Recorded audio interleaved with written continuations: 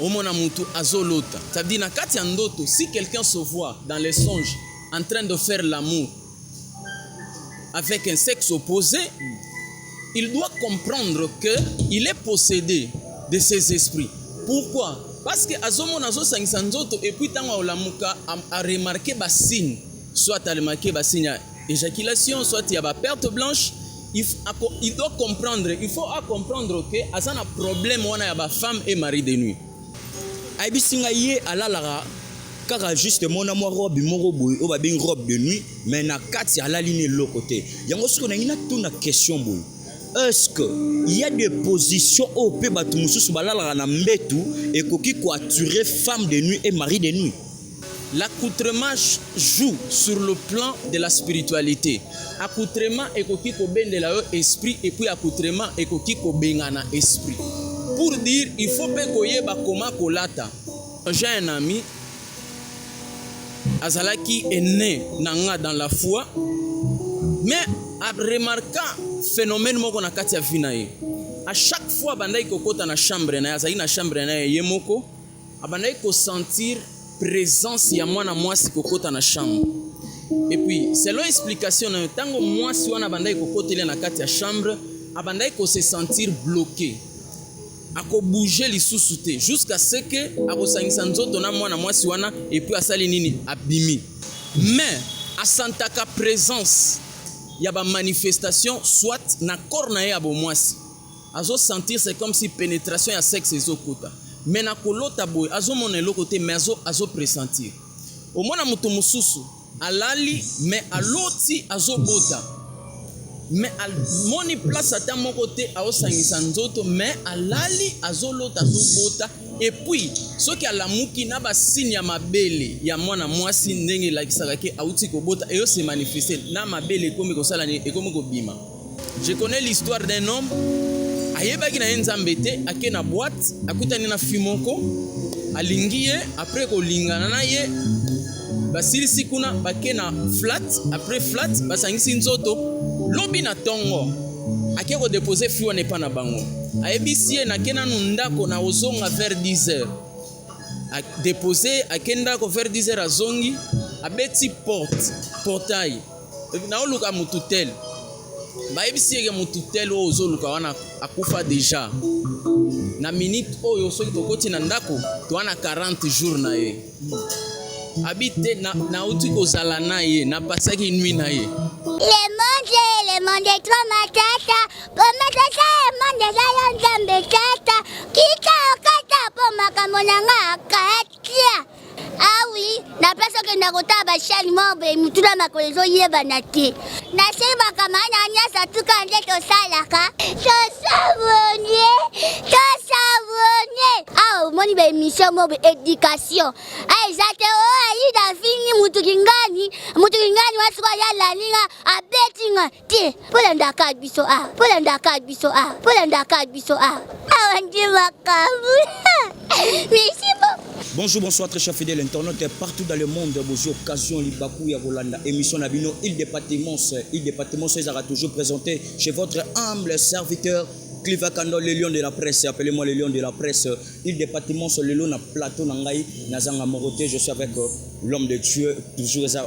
Émission Yaba Sal Nanzambe, on va partager toujours avec lui. Maintenant, présenter était, non, il a vraiment Pino Morobo, Boyo Kaye, Ami s'est présenté lui-même avec Na.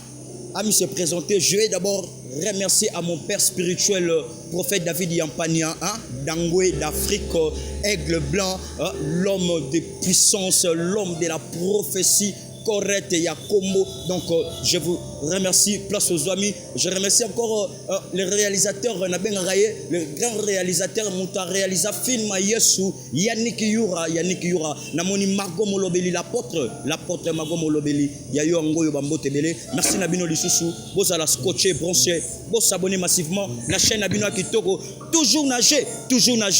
TV News, Makamba Kitoko eza émission bien, Makamba bien, wana posa ya chrétien wana yo lingara wana, pasteur wana yo lingara wana, contactez Lion de la presse okokutana na epe okoyoka ye. Bonjour l'homme de Dieu. Bonjour papa nangai Nzamba pambola bino na ndenge bo invité so na émission ya lelo. Moi, c'est l'apôtre Michel Kabea. Je suis responsable d'un ministère cité des refuges, Réma. Alors, je suis agronome aussi de formation. Merci beaucoup, l'apôtre Michel Kabea. Ouais, les allez vraiment comme on a asa intellectuel. Au tobenga intello atanga asa licencié en agronome. Tu continuer toujours naïe. Beau s'abonner. Apôtre Michel Kabea. Le loto yambi on a plateau na biso na i département c'est na toujours nager. TV toujours nager. Dans babi a toujours nager. Le passé ils a toujours nager. Présent toujours nager. Futur toujours nager. Tu éviter na émission lelo message nini oyo memeli peuple de Dieu nyonso. Message oyo na yenango na plateau lelo et ça je vais parler beaucoup plus sur les réalités spirituelles. Dans les réalités spirituelles, je veux beaucoup plus parler de la manifestation de femmes et maris de nuit. Ce qui est vrai, il y a des gens qui souffrent par rapport à ces manifestations. Deux fois, quelqu'un peut ignorer. Il y a eloko yazo vivre, eloko yazo mona, mais ils ont fait souffrir, vous n'avez pas idée. Que ça soit mutuana azamo Christu, azamo pagano, mais azo souffrir na ba manifestation na vie na ils ont bloqué épanouissement ya bato ebele, que ça soit mu pagano, que ça soit mu Christu, parce que mutuana aza contrôlé na ba esprit oyo ezo dominer. Est-ce que l'apôtre Michel Kabea réellement est-ce que existe vraiment mari de nuit et femme de nuit? Est-ce que babilo koana existe ezapena réel? Na introduction na nga na lobby na olobela sur le réalité. Sur le plan par exemple scientifique, c'est difficile de démontrer que les esprits de femmes et maris de nuit existent. Mais il y a des faits qui prouvent que les femmes et les maris de nuit existent. Quels sont les effets? Par exemple, quelqu'un se voit dans les songes en train de faire l'amour. Il se réveille le matin, il constate qu'il a éjaculé. C'est-à-dire, ça montre qu'il y a une corrélation entre ce qu'il a vu dans le spirituel et ce qu'il a constaté dans son physique.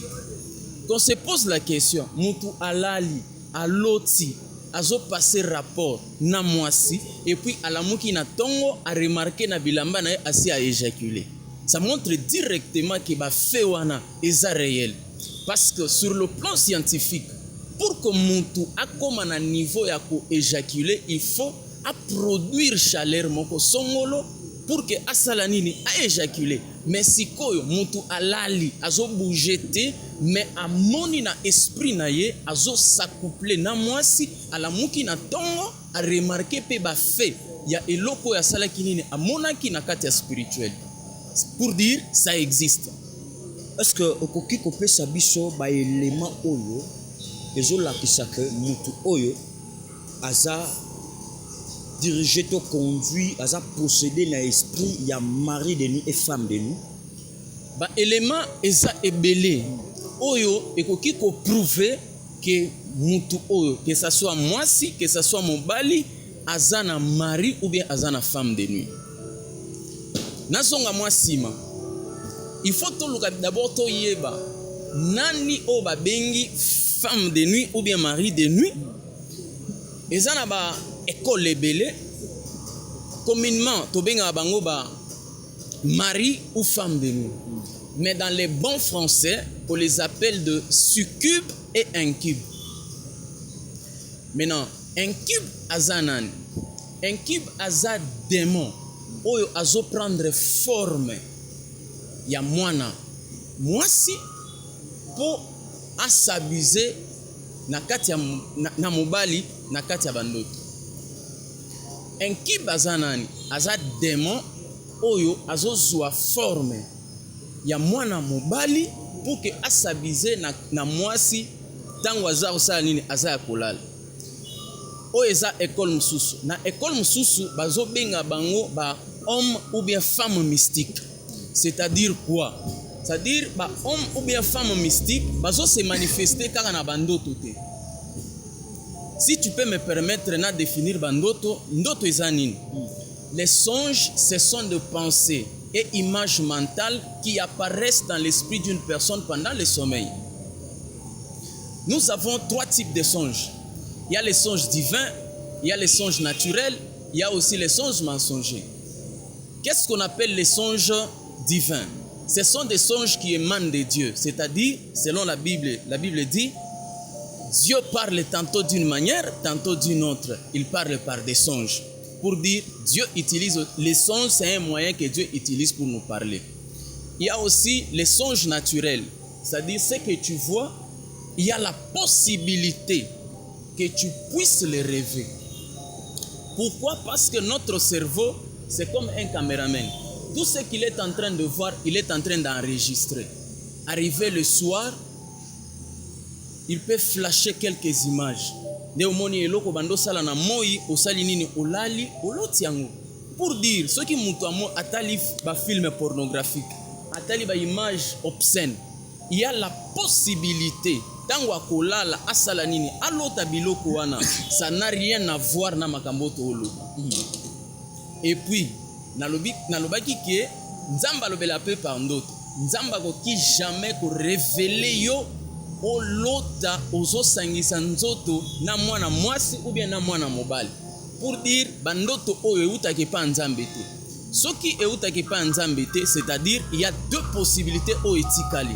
Il y a liboso na mutu ye moko. Biloko oyo ozotala, biloko oyo ozosala, ba occupation ya journée ekosala ke ndoto wana ebotama. C'est pourquoi mutu nyonso ozoyoka biso, il faut discipliner misu na yo. Dans les prophétiques, on dit toujours que l'homme spirituel, il a des yeux. Au-delà des yeux physiques, il y a aussi les yeux spirituels.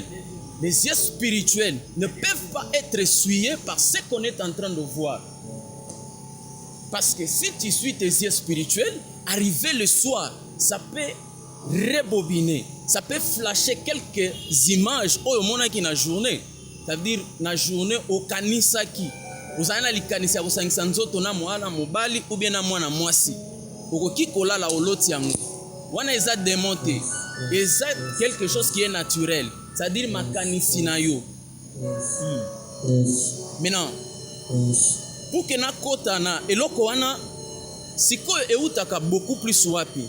Na deuxième type ya bandoto babengi les songes mensongers. Les songes mensongers, ce sont les songes qui émanent du diable. C'est-à-dire, eza diable. Ayeli on ndoto sous forme. Par exemple, ya mutu oyebi. Yari, yanda konabino, même de ton église. Je peux aller plus loin. Même l'image d'un homme de Dieu. Aye nango na kati ya ndoto.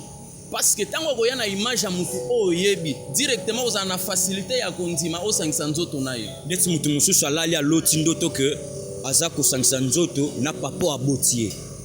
Mwana mobali mususu alali aloti ke aosangisa nzoto na mama o abotie. Eza ba effet moko eza réel et puis ezo se vivre na milieu ya bato ebele. Au mona mutu moko aolota ndengo lobi aolota papa na ye, aolota grand frère ou bien aolota maman na ye. Il y en a 2 possibilités. Possibilité à liboso, soit eza diable nde alati elongi ya mama wana ou bien ya papa wana ou bien ya mutu moko ya avni aye nango na ndoto. Pona ni objectif na ye pona ni tango ko banda mona ngeno ngana lota papa na biso, ngana lota mama na biso, ngana mona cousin na nde ayaka na ayela ngana ndoto to sengisa na nzoto. Aux en a tendance ya ko inaye. Ça veut dire le diable a comme objectif à détruire relation oyo ezo iniri yo na papa na yo ou bien na maman na yo. Deuxième possibilité, ezanine. Il y a ce qu'on appelle les esprits humains. Les esprits humains ont la capacité de se dédoubler pour na kosala opération, c'est-à-dire soit papa, soit maman, soit grand frère azana misala mabe. Maintenant soki a sollicité on a bomoto boye ke bosangisa nzoto okoboya ke yo papa nanga yo ndeko nanga siko akomi koya na nzela ya spiritualité asangisa nzoto nayo. Il y a cette possibilité pe esalema par rapport à position spirituelle. Oh papa azanango, il peut être un occultiste, il peut être un sorcier, il peut être un magicien. Maintenant sur le plan spirituel azoyelo na kati ya ndoto po bosangisa nzoto esalema esalema. Skoyo, est-ce que tokoki koyeba po esana mutu mususu biloko wana ba efe wana ekomelaka ye mais adutaka su yango? Est-ce que okoki kopesa biso quelques signes ya biloko oyo ezolakisa ke mutu wana réellement bandoto azosala azapenda na femme de nuit to mari de nuit? Signe eza ebele parce que nalobaki que nous sommes en train de parler de la manifestation. Comment est-ce que et se fera voir ba voix eza ebele mais nakolobela quelques voix parmi tant d'autres. Ya liboso na banda lobela sur le rêve. En tout cas na bandoto ezo salema makasi. Omona mutu azolota. Ça veut dire na kati ya ndoto si quelqu'un se voit dans les songes en train de faire l'amour avec un sexe opposé, il doit comprendre qu'il est possédé de ses esprits. Pourquoi? Parce que Azomo Nazo Sangsanzoto et puis Tango Olamuka a remarqué des signes, soit a remarqué des signes d'éjaculation, soit il y a des perte blanche. Il doit comprendre, il faut comprendre que Azana a problème wana ya ba femme et mari de nuit. Kaka na kati ya bandoto wana e ana mutu mususu yeso ki alali asanta na alotaka na ete ki aosangisa nzoto mais asantaka présence ya ba manifestation soit na corps na ye ya bomwasi azo sentir c'est comme si pénétration ya sexe ezokota mais na kolota boy azomona eloko te mais azo pressentir omona mutu mususu alali mais aloti azobota mais moni place ata moko te aosangisa nzoto mais alali azolota azobota et puis soki alamuki na basigne ya mabele ya mwana mwasi ndenge elakisaka ke auti kobota eyo se manifeste na mabele ekomi kosala ekomi kobima wana ya loti te ke aosangisa nzoto mutu mususu akoki kolata parce qu'il y a aussi des degrés na pour ce qui concerne les songes. Il y a ba premier degré, ba deuxième degré, na ba troisième degré ça. Na ba degré mususu omona mutu mususu alali aloti aomona batu bazosala accouplement, ça veut dire baosangisa nzoto mais ye aosangisa nzoto te azomona kaka batu mususu baosangisa. Il doit comprendre que il est aussi possédé par les esprits soit des femmes ou bien mari de nuit mais ye azomi mona na action te mutu mususu ye ata kolota lotaka te mais a remarkaka soki alali na bilamba alamuki na tongo aza nu aza na bilamba te mutu alongola ki bilamba ayebi ete mais il doit comprendre directement que eza na mutu moko asabuzaki na ye tango abandaki kolala. Je m'excuse tango olobi makambo ya bilamba directement na pensé na ndeko moko tosolo ne l'autre fois aibisinga ye alalara kaka juste mona moi robe moko boy o ba bien robe de nuit mais na kati alali ne lokote yango siko na ngina tuna question boy est-ce que il y a des positions au pe batu mususu balala na mbetu et koki ko attirer femme de nuit et mari de nuit? Ce qui est vrai et ce qui est biblique, la beauté attire les esprits. C'est-à-dire l'accoutrement peut aussi attirer les esprits. Ce que Tangi Genèse, Bazolobake, les anges de Dieu ont vu que les filles des hommes étaient belles. Bakendaki basakupla na bango. Qu'est-ce qui avait attiré les anges de Dieu vers Batouana? C'était la beauté. L'accoutrement, là je parle d'une façon maintenant spirituelle. L'accoutrement joue sur le plan de la spiritualité. Accoutrement ekoki ko bendela yo esprit et puis accoutrement ekoki ko bengana esprit. Pour dire il faut pe koyeba comment kolata. Ba accoutrement mususu ekoki ko benda esprit sur le plan spirituel. Ekoki ko bendela pe esprit. Maintenant soki tozongi lisusu na makambo na bando ebisa yo ya ba degré wana ya ba démon, ya ba manifestation ya ba esprit, ya mari ou femme de nuit, ezana mutu mususu alali aloti amoni banyama bazo s'accoupler. Mais ye moko amoni mutu te, amimoni te azo s'accoupler. Il doit comprendre qu'il y a quelque chose qui ne va pas. Et apena batu mususu na kati ya ndoto alotaka na ye te. Maintenant dans le monde réel, azo vivre bango. Ça veut dire dans le physique comme ça, azo mona ba apparition. J'ai un ami azalaki est né nanga dans la foi, mais a remarqué phénomène moko na kati ya vie na ye. À chaque fois bandai kokota na chambre na azali na chambre na ye moko, abandai ko sentir présence ya mwana mwasi kokota na chambre.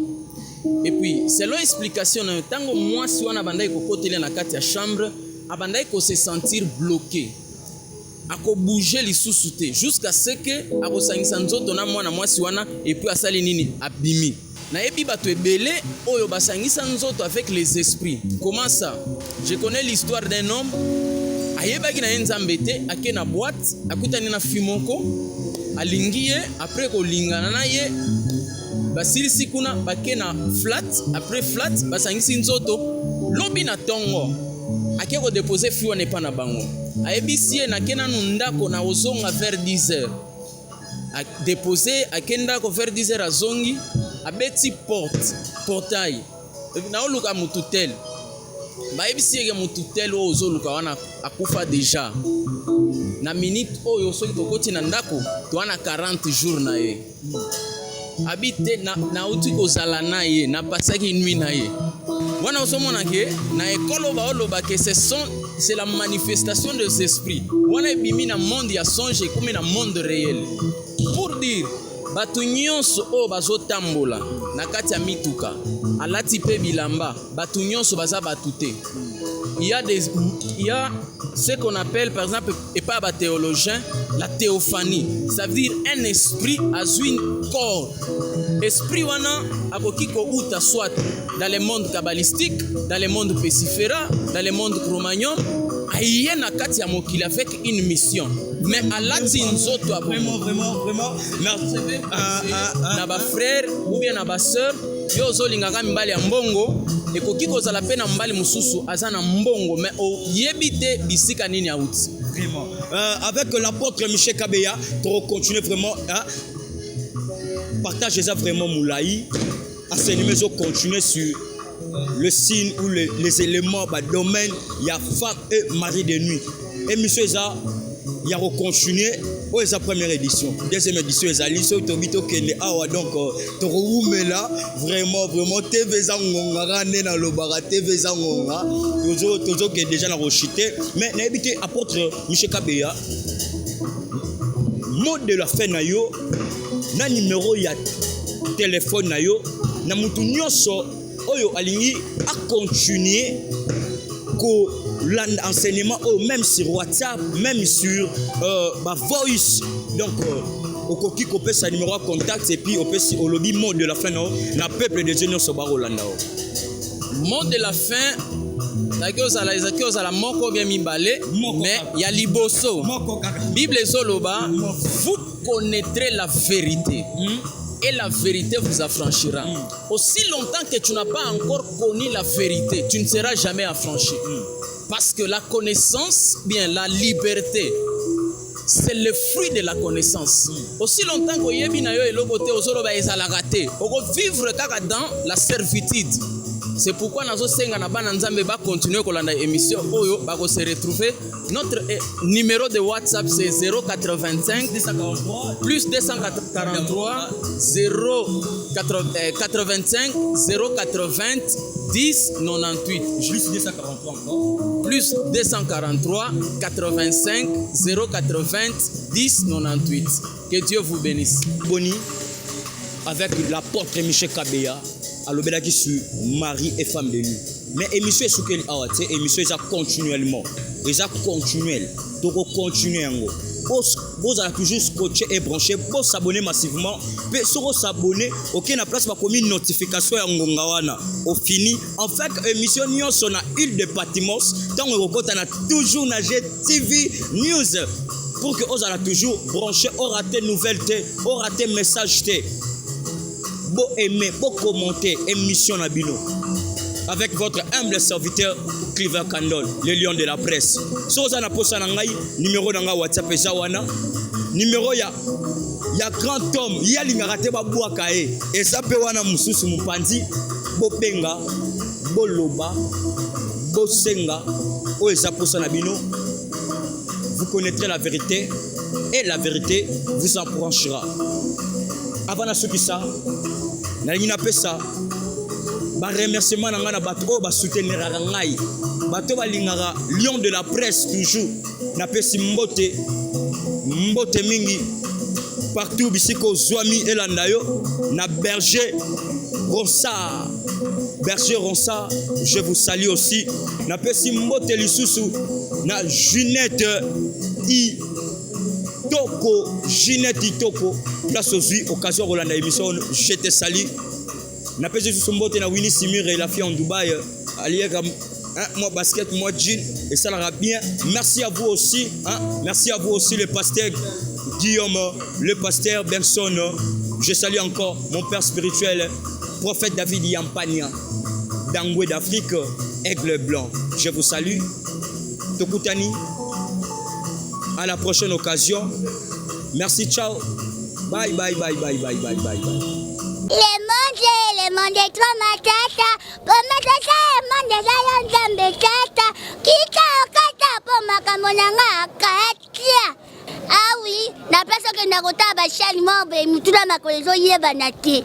Na sema kama na nyasa tuka nde to salaka. To savonye.